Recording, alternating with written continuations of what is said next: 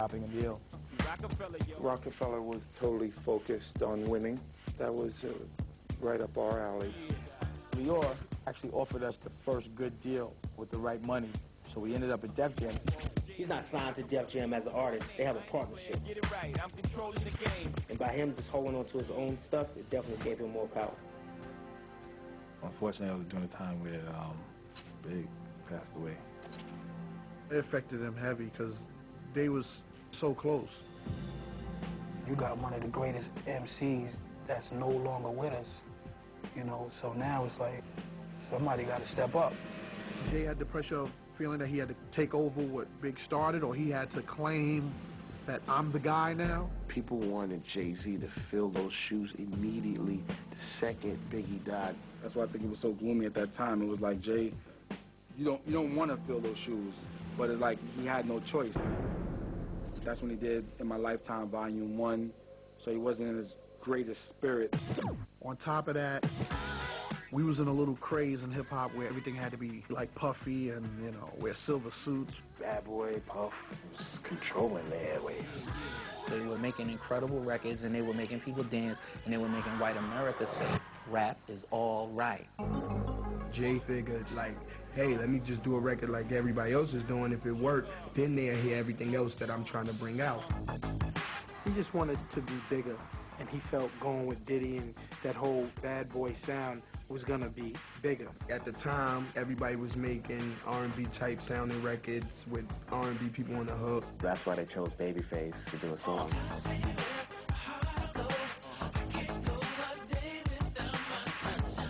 Babyface didn't equate to rap. He equated to smooth R&B. And then Hype Williams did the video. His Sunshine video, it was just colorful. We were like wearing suits and some clownness and circus, but you know, his name is Hype, so he hyped us up to do it. He put the fish lens on Jay, and yeah, Jay looking like Joe the Camel, man. You deserve to be my sunshine. Not a good look.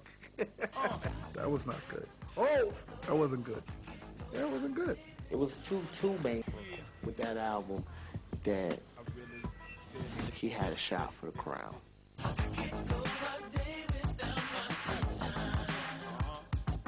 After the Sunshine video, Jay-Z needed to change that image really fast. In My Lifetime Volume 1 was actually a very good album, but people wanted more from Jay-Z. He was like, okay, no problem. Streets is watching. Streets is watching. So Streets is Watching was going to be a series of videos, almost like a video album. It's been 2 commercials. Jay hated that video was being played so much. He didn't want people to think that I'm this crossover pop selling out rapper. It just didn't hit the expectations. Not me. It wasn't us. In My Lifetime Volume 1 definitely kept Jay out there as one of the best lyricists, but people in the street kind of took it more of a commercial attempt. I remember a kid in the street saying to me, oh man, he got to come better than that, you know, Biggie's not here. It grounded him definitely because he was riding an untouchable wave with Reasonable Doubt. But it's like when he came out with Vine, they was like, oh, maybe you ain't that ill. I didn't think with that album that he had a shot for the crown.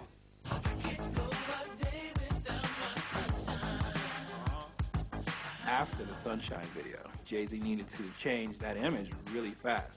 In My Lifetime Volume 1 was actually a very good album, but people wanted more from Jay-Z. He was like, okay, no problem. Streets is watching. Streets is watching.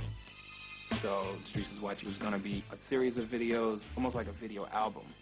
Uncut, uncensored, straight to the point, Brooklyn, hardcore. Def Jam would not do Streets is Watching. So me and Jay put up our own money. Just going to shoot it and keep everything raw and real. Keep it street. Did one video in a strip club, one video hustling in a small town in Jersey somewhere. I remember seeing Jay-Z coming out the hotel and he had the hat cocked to the side. The pictures that you already knew about Jay just came to life for you. That was like ultimate hip-hop. Totally block out everybody's memory of Sunshine. That definitely gave me a sense of his street cred. Once we put our Streets in Watching, Streets embraced us right back again. People knew, like, hey, he's not that crossover rapper. Everybody wanted to get that Streets is Watching tape. Everybody watched it. Everybody wanted a copy of it. It was like a ghetto smash. It made them ghetto superstars.